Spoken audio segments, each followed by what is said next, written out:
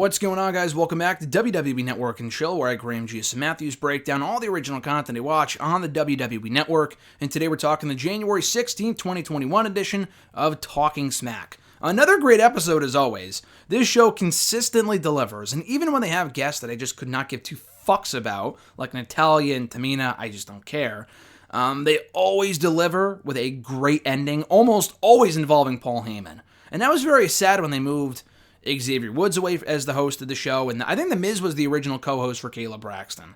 And then Xavier Woods, maybe Montez Ford for a week or two, but it's been Paul Heyman for a few months now. And I love The Miz, and Woods was great too. Heyman I wasn't sold on in the beginning, but the conversations and the pep talks and the promos that he's cut with Kevin Owens, Apollo Crews, Daniel Bryan, Big E, in the last couple of weeks alone, Jey Uso, have been well worth it. Like, it's consistently one of the best shows every single week on the WWE Network. And I love the 24s. I love the Untolds. That review's coming up tomorrow, the AJ Styles one, cheap plug.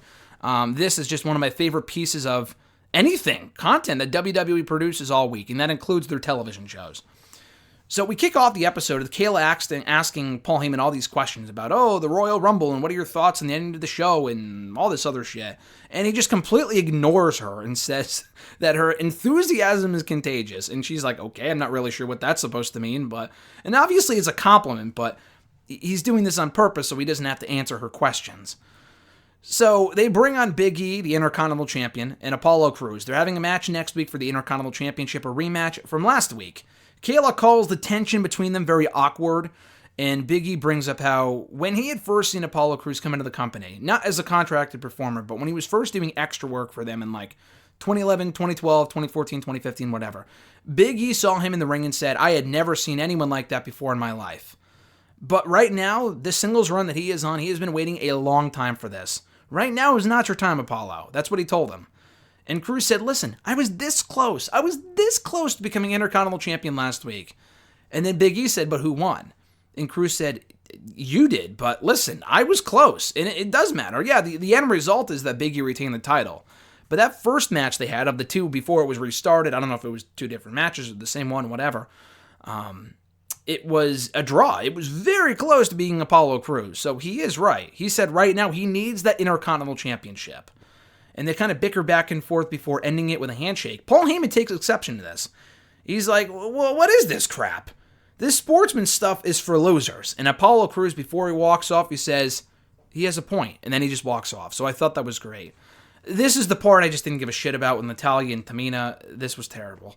Natalya said that her win over Liv Morgan felt great. She felt like a killer inside for the first time. Yeah, okay. And she could have broken her ankles if she wanted to. That's what she said.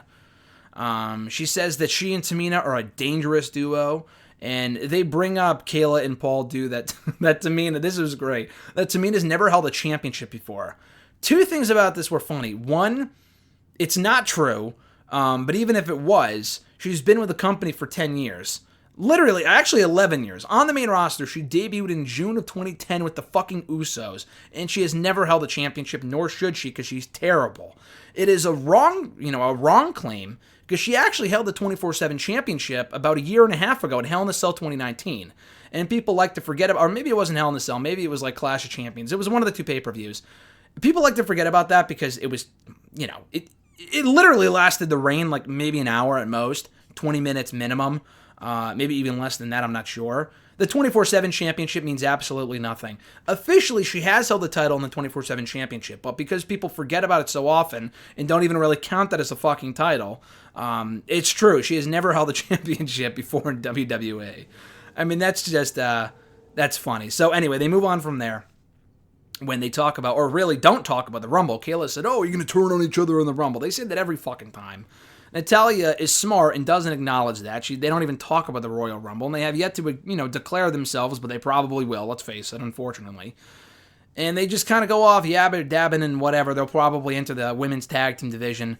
Natalya says that she's the boat, and then Paul Heyman called Tamina the yacht. I thought that was funny. I'm not really sure what yacht would stand for, but I thought that was pretty funny. So then they get on Kevin Owens. Kevin Owens needs to be a permanent guest on this show.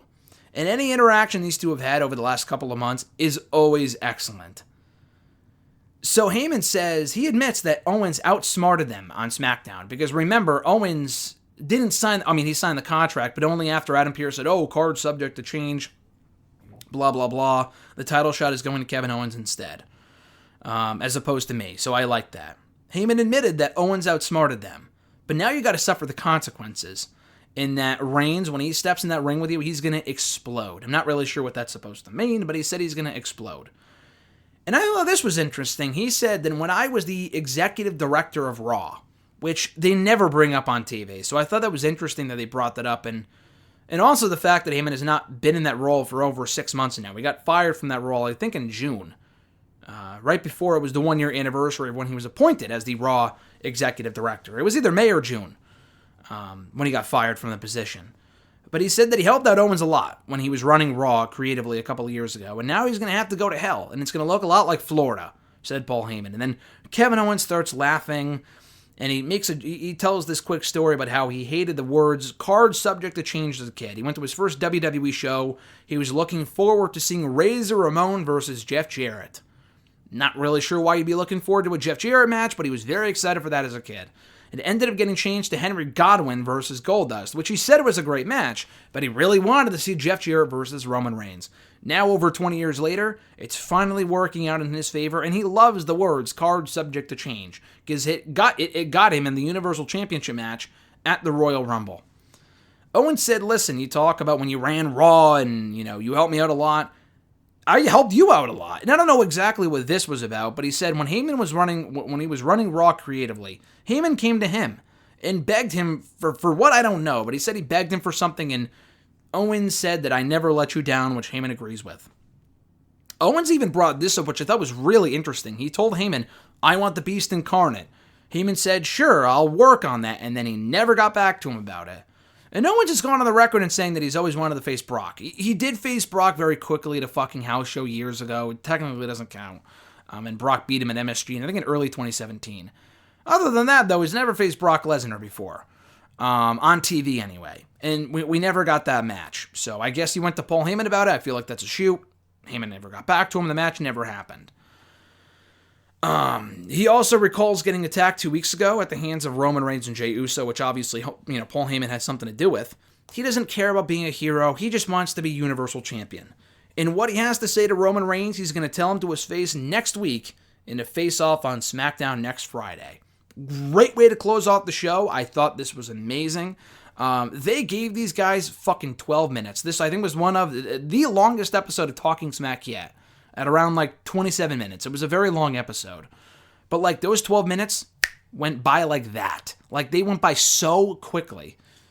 This was riveting shit. And this was a very good episode overall. You could skip right over the Natalya Tamina shit. But the stuff with Biggie and Cruz was great. And then the Heyman and Owen stuff, which was somehow even better. Very, very good stuff. So check out the January 16th, 2021 edition right now of Talking Smack. It's well worth the watch. And you can like this video, drop a comment, share the video, subscribe to the channel for more daily content. Check out more of my Talking Smack reviews in the description box down below. We are back every single Saturday with new Talking Smack reviews, so don't miss them by hitting the bell button and being notified every time a new video goes up. Have a great one, guys. Stay tuned for the morning when I put up my review of WWE Untold, AJ Styles' Royal Rumble debut, which I had a chance to watch early, so the review will be up literally as soon as the doc drops on the network. My review goes up here on the channel, so stay tuned for that. Have an awesome one, guys. I'm Graham G. Matthews, and I'll catch your ass down the road.